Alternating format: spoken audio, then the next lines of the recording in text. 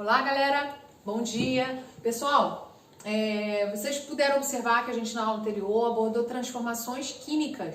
Falamos de alguns exemplos de transformações químicas, falamos de evidências das transformações químicas e falamos também sobre como você nomeia reagentes e produtos, né? Então, a partir de agora, a gente vai estar falando uma característica, algo muito importante nas transformações químicas, que se chama velocidade das reações químicas, tá?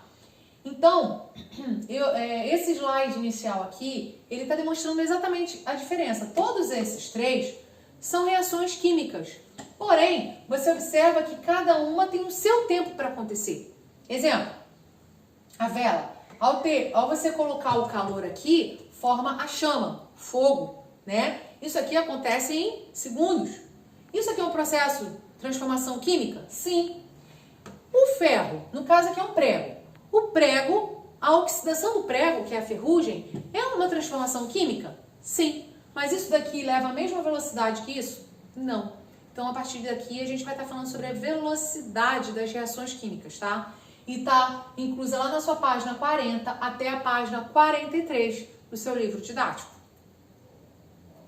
Bem, aqui tem duas imagens que mostram a diferença da velocidade. Observe, a queima, quando eu acendo um palito de fósforo, a queima ocorre rapidamente, né? Tanto é que você tem que ser rápido para usar, que senão você queima a ponta do seu dedo. Agora, isso aqui é uma reação química? Sim. A maçã, o apodrecimento da maçã é uma reação química? Sim. Qual é a evidência desse caso aqui que eu tenho para saber que é uma transformação química? Liberação de luz e calor. E esse daqui? Alteração de odor, né? Quando alguma fruta, algum alimento apodrece, estraga, você percebe a alteração de odor. Só que esse aqui é mais rápido que esse, com certeza, tá? Então, a decomposição de alimentos, da matéria orgânica em si, ela é um pouco mais demorada. Agora, aproveitando já que eu estou falando de decomposição, quando eu falo de matéria orgânica, vocês percebem que ela é demorada, porém ela é muito mais rápida do que a decomposição, por exemplo, do lixo, plástico, metal. Lembra que a gente falou isso na aula anterior, quando a gente falou separação de lixo? Então, quando a gente fala de tempo de decomposição, tudo se decompõe. O que muda é o tempo que vai levar para decompor, tá? Então, lá em Conexões, ele está fazendo essa relação de tempo de decomposição. Aí tá lá. Vamos acompanhar a leitura. Com o passar do tempo, ao jogar o material no lixo, ocorre uma série de transformações. Os restos de alimentos, por exemplo, são decompostos rapidamente pela ação de fungos e bactérias. Esses, no caso os fungos e as bactérias, são os decompositores, ou seja, eles são os responsáveis por decompor a matéria, tá? A matéria orgânica. Podendo liberar gases mal cheirosos e transformar-se numa substância líquida chamada chorume. Para quem usa lixeira na sua cozinha, por exemplo, na sua varanda, seja lá onde for, percebe que se um lixo que você coloca a matéria orgânica fique uns 3, 4 dias seguidos ali, ele vai começar a produzir um líquido na sua lata de lixo. Esse líquido é o resultado da decomposição da matéria orgânica e ele tem um odor muito desagradável, porque aquele líquido é o que a gente chama de chorume, tá? Agora imagina isso num lixão. Imagina a quantidade de chorume que esse lixão vai produzir e infiltrar no solo e alcançar os lençóis freáticos, gerando problemas futuros, porque desse lençol freático, muita gente faz poço artesiano e utiliza a água desse lençol freático que está cheio de chorume. Enfim, né? Vocês já entenderam a relação em cadeia que pode gerar os problemas aí, tá? Isso acontece principalmente quem mora arredores dos lixões, tá? E até mesmo dos aterros sanitários. Só que os aterros sanitários têm uma diferença bem básica dos lixões. Os aterros sanitários, mudando um pouco do assunto, né? Mas os aterros sanitários, a diferença é que eles colocam, eles tipo encapam o solo, eles perfuram e colocam um material para impermeabilizar, para que não haja infiltração no solo e alcance os lençóis freáticos. A diferença do aterro sanitário para o lixão. E geralmente no aterro sanitário existe também a separação dos lixos, plástico, metal, papel, e no lixão não, no lixão é tudo misturado, tá? Aqui nesse exemplo aqui, isso aqui é um lixão. Vocês veem que tem vários materiais aqui, tá? Então, os materiais como plástico, vidros, latas de alumínio e outros também são transformados. Porém, as transformações químicas para eles são muito lentas quando comparadas com o apodrecimento de matéria orgânica, tá?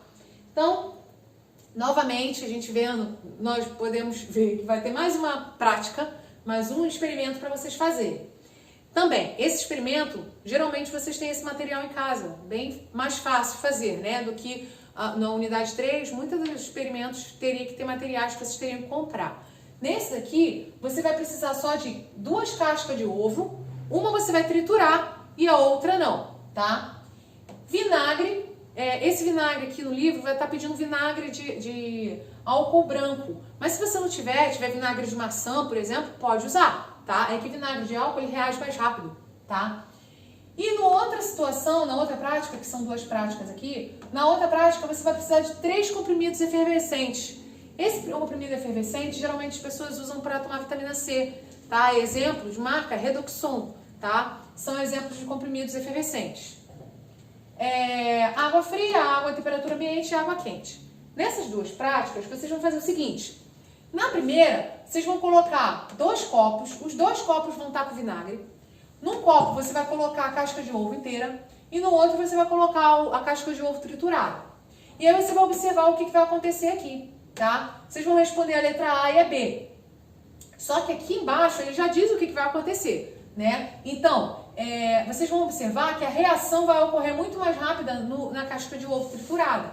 Por quê? Porque quanto maior a superfície de contato entre os reagentes, quem são os reagentes? O vinagre, tá? O vinagre, maior será a velocidade da reação. Então, ele vai reagir com a casca de ovo. Você vai começar a ver a diferença, que aí vocês vão ver na prática, tá? Não vou falar o que vai acontecer. Mas vocês vão ver que vai acontecer mais rápido na casca de ovo triturada. Já a segunda, você vai colocar água fria, tirada lá da sua garrafa de água na geladeira, água em temperatura ambiente, que você pode usar a água da sua torneira, da pia, e a água quente, que você vai aquecer, não precisa deixar borbulhar, ferver totalmente, ela tem que estar aquecida, tá? Essa água quente, a água, temperatura ambiente e água fria, você vai colocar um comprimido efervescente para cada uma. E aí você vai observar em qual delas esse comprimido se desfez mais rápido, tá?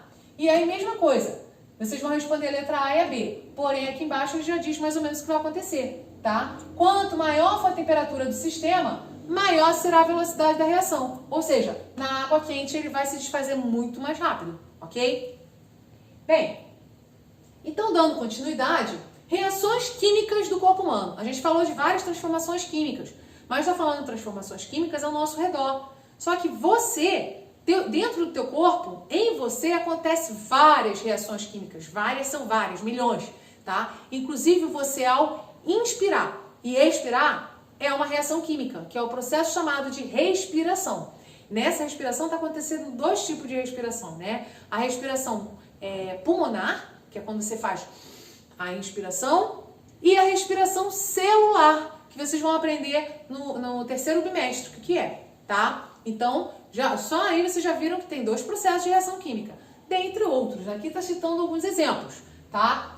Nesse caso aqui ele está dando que é a transformação química. O que seria a transformação química? A atuação da saliva no alimento, né? Que já ajuda na quebra do alimento. Então, a digestão é o processo de transformação dos alimentos que até que possam ser absorvidos e utilizados pelo corpo. Você já parou para pensar que o que você come é o que o seu corpo usa para você ter energia? Como que ele faz isso? Através de reações químicas. Tá. Só que essa imagem especificamente, ele está mostrando 2 transformações. Quando a gente mastiga, morde e mastiga, você está fazendo uma transformação física, tá? Você está transformando ele fisicamente, porque quando eu mastigo o alimento, no ato de mastigar, eu não mudo a composição molecular do alimento. Eu só mudo quando há atuação de alguma enzima. Por exemplo, na nossa saliva tem enzima que já ajuda a decompor o amido, por exemplo, carboidrato. Aí sim, nesse caso é uma transformação química. Mas a mastigação é uma transformação física. Professora, mas eu não sei a diferença entre os dois. Na transformação química, há a modificação da composição do alimento, no caso aqui, né? Mas no caso da composição daquele material. Já na transformação física, não. Vocês vão ver que mais à frente que transformação física é quando ele se transforma, mas não deixa de ser o que era antes. Exemplo, eu tô com um pedaço de papel inteirinho na minha mão. Se eu amasso esse papel, ele vai estar igualzinho ao que estava antes? Não, antes ele não estava amassado, agora ele tá. Tá. Ele se transformou? Sim. Mas ele deixou de ser papel? Não. Ele continua sendo papel, só que antes estava direitinho e agora está todo amassado. Então, nesse caso, é um tipo de transformação física. Deu para entender a diferença? Então, beleza, vamos pro próximo. Você já sabe que o sangue é uma mistura composta de muitas substâncias. Quando você se fere, ocorrem reações químicas que deixam o sangue mais espesso, denso, né? Denso é mais grosso, formando a casca da ferida, esse processo chamado de coagulação. Vocês perceberam que isso daqui foi após um machucado. E quando você mal perceber, isso aqui já sumiu e está a cicatriz. Tudo isso é graças às reações químicas que acontecem no processo aqui de cicatrização, tá?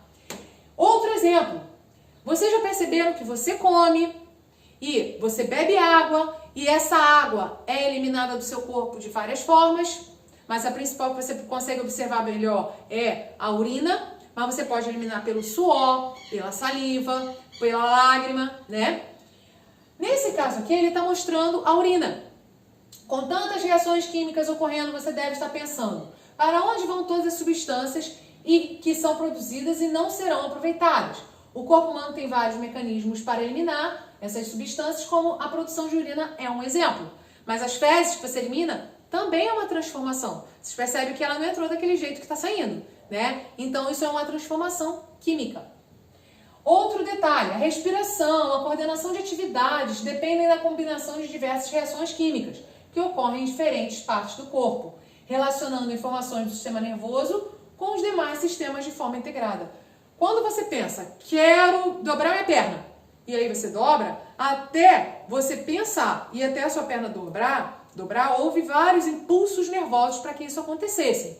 Esses impulsos nervosos acontecem graças às reações químicas que ocorrem entre seus neurônios, tá? Então, todos os processos do nosso corpo são baseados em reações químicas. Galera, a partir de agora vocês então farão essas atividades lá da página 41, tá? Que é com comprimido efervescente e a casca de ovo. Também me envie vídeos de vocês fazendo atividade, tá? Então, no caso, essa é a única atividade que vocês vão estar fazendo aqui. A gente encerra por aqui. Até a próxima aula.